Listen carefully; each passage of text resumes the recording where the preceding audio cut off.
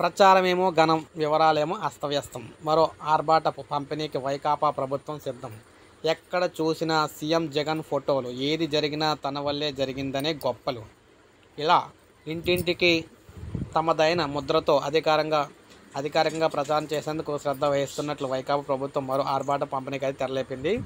మొన్నటి వరకు రీసర్వే పేరుతో రైతులందరికీ జగనన్న భూ యాజమాన్య హక్కు పత్రాలు చేతిలో పెట్టగా, ఇప్పుడు జగనన్న ఆస్తి హక్కు పత్రాలు అంటే మోడళ్లకు సంబంధించి పొందేందుకు సిద్ధమైన కొన్ని నెలల కిందట స్వామిత్వ సర్వే పేరుతో ఊరూరా ఇళ్ల స్థలాలకు సంబంధించిన సర్వే చేయించి వాటి వివరాలను ఓ పుస్తక రూపంలో నమోదు చేశారు. ఇప్పుడు వాటిని పంపిణీ చేసేందుకు చర్యలు చేపడుతున్నారు.